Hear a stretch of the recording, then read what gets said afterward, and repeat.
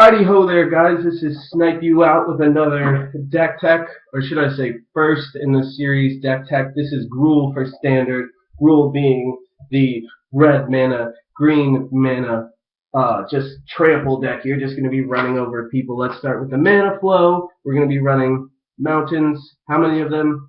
10. You only need 10. Don't add more.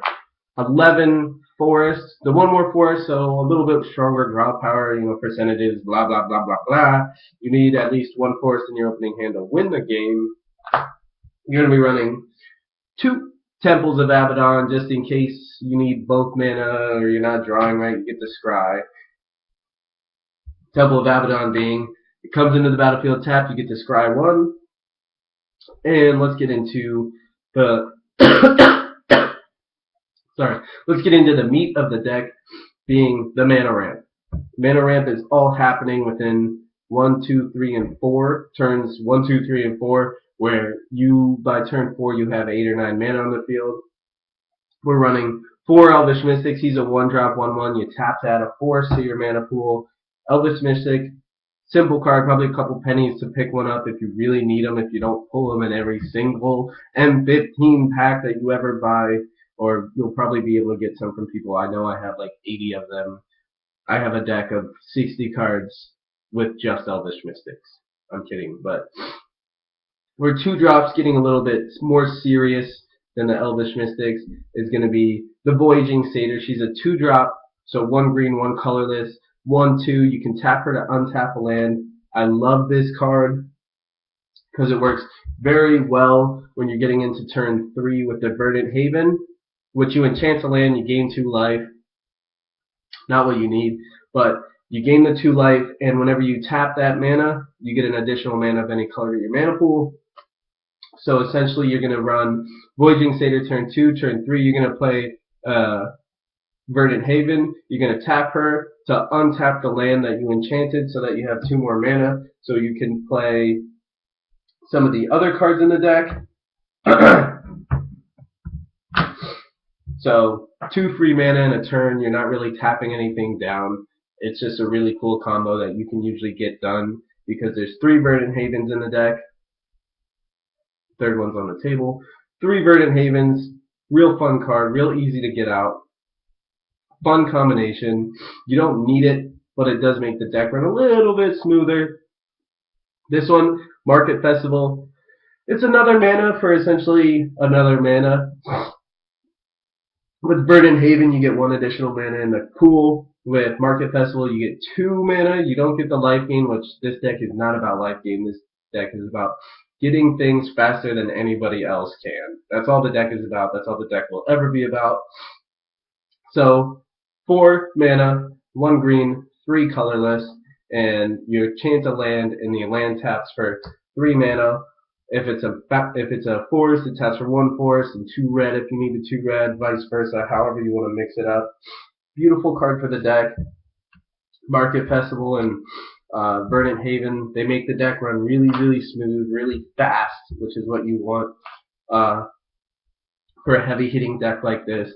We're running 3 Satyr Hedonist. He's a 2 mana, 1 green, 1 colorless, 2/1. You tap a forest, you sacrifice him, you add 3 mountains to your pool, which is essentially 2 mountains, but it's 2 more mana than you had before. And you can do that on your opponent's turn. You can do it the turn you play him, so you get him late game, and you just need 2 more mana in your pool. You play him, you sacrifice him because it's not a tap effect. You add the 3 mana, and boom, there you go. You got a big heavy hitter out real quick.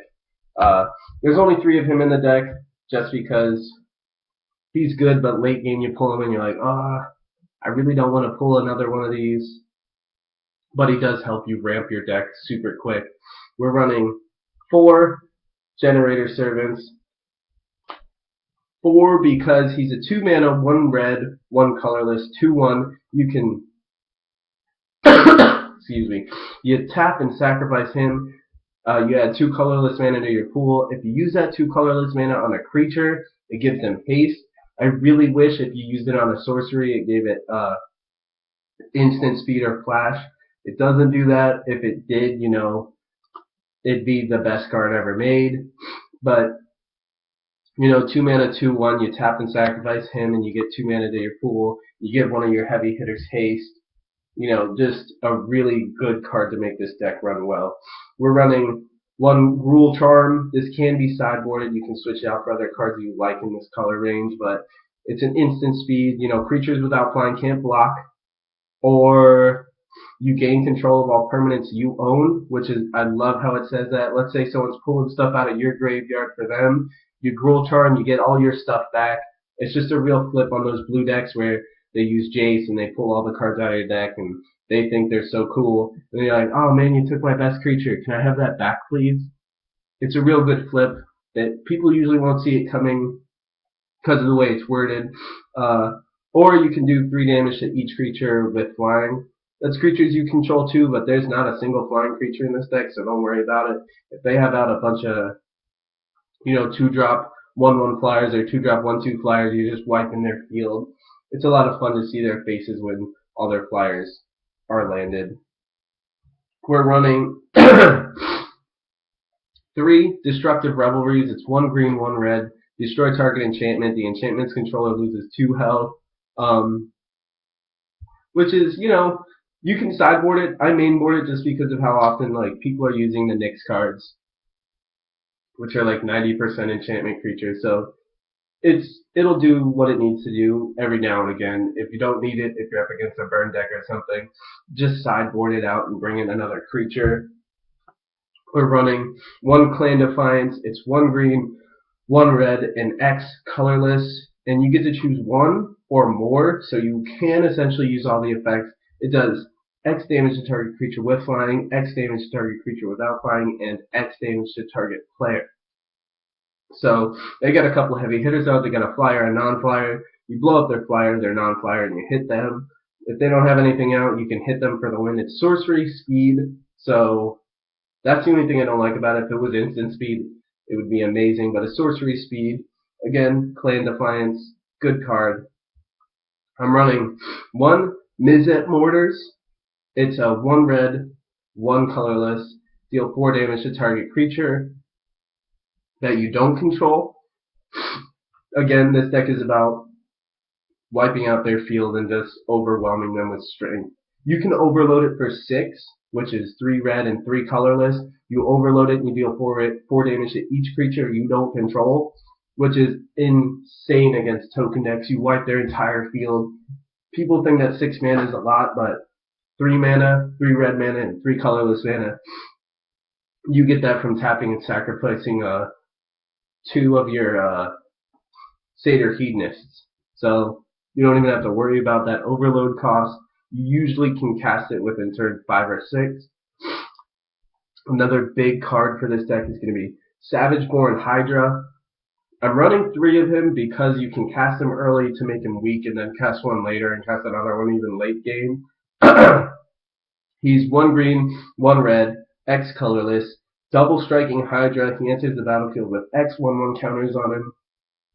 And you can tap 1 colorless and 1 green or red to put a 1/1 counter on him. That effect is sorcery speed, so you can't do it on their turn to beat them during their turn. I know it's okay though, because you can get him out turn 4 usually for a 4/4 with double strike, and then you can start beefing him up during your turns and swinging in with double strike. So 3 of them. You don't really need him. The deck runs well without him, but I do like to show off and get like a 12/12 double strike Hydra, and then the next turn a 13/13 double striking Hydra, and people just don't know what to do against him. I'm running 1 Fanatic of Xenagos. It's 1 green, 1 red, 1 colorless. He has Trample. He's a 3/3. He has Tribute 1, so your opponent can put a 1/1 counter on him. If they don't put a 1/1 counter on him, then he enters the battlefield with +1/+1 and haste until the end of turn. So they're either giving you a 4/4 with Trample, or they're giving you a 4/4 trample with haste until the end of turn. So turn 3 you play him. I'm only running 1 of him because you don't really need weak creatures in this deck. This is just in case you pull him early hand, early game, you wipe out something on the side of the field that you don't want there. I'm running 1 Polish Crusher. He is a 4 mana, 2 colorless, 1 green, 1 red. He has Trample and protection from enchantments. So 4/4 drop, trample, and protection from enchantments. He can't be banishing landed. He can't be, blocked by Nyx's Lace Ram or something. He has Monstrosity 3 for 6 mana, 4 colorless, 1 green, 1 red. And when he deals combat damage to a player, you destroy an enchantment they control. If you go up against an enchantment deck, he ends the game. He becomes a 7/7. He can't be targeted by anything they have. And every time he swings in, for 7, he's swinging in for 7, then he's destroying their field. Beautiful card. I'm running 2 Gore Clan Rampagers, another 4 mana 4/4, 2 red, or 1 red, 1 green, 2 colorless, trample. The only reason I'm running him is because he blood rushes for 2 mana. So 1 red, 1 green. Target attacking creature gets +4/+4 in trample. So you swing in with Polis Crusher. They're like, okay, I'm gonna block it with this 1/1. Your Gore Clan Rampager them twice. He gets +8/+8 in trample. He already has it, but you get my gist. Use it on something else that doesn't have trample. It comes out of nowhere for them. They try to chump block, and they're really paying for it with that.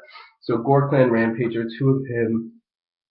1 Zertos Swine. He's 3 colorless, 1 red, 1 green. He's got Blood Rush for 3. He's okay. He's a 5 mana 5/4. I really should. I think I'm gonna switch him back out for another Gore Clan Rampager, just because I love the Blood Rush on Gore Clan. It gives them trample. But you can run him. You cannot. You can pull him out of the deck and just not have him in there at all. This card is the backbone of the deck. If you get him out early, you win. That's it. It's as simple as that. He's Zertot Ancient. He's a 5 mana 7/5, and every time a player taps for mana, they get 2 mana to their pool.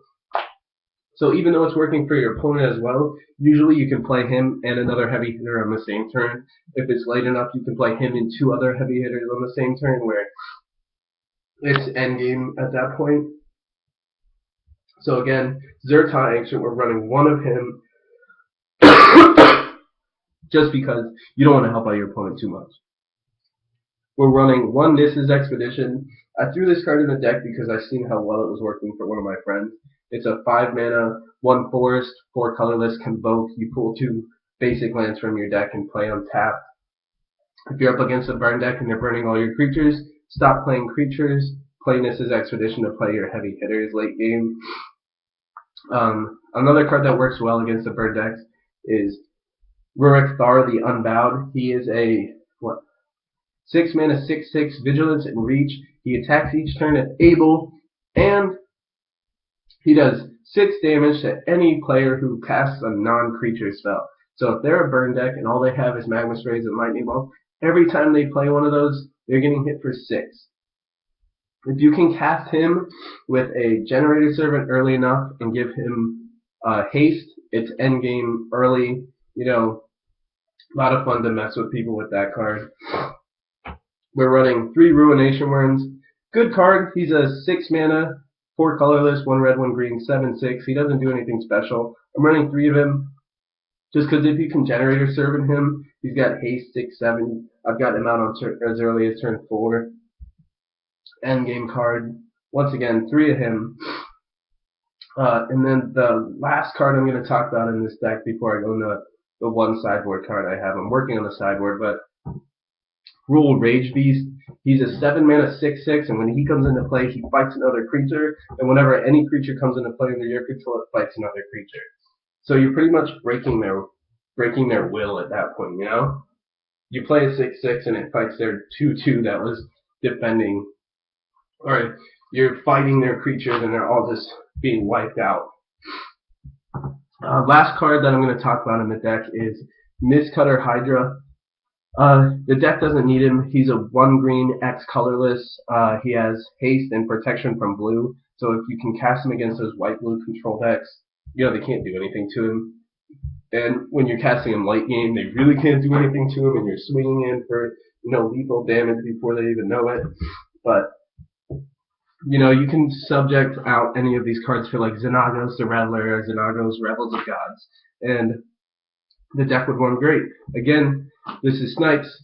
This is my Gruul War deck. People will not be prepared when you show up with this bad boy. Take it easy, folks. Have fun.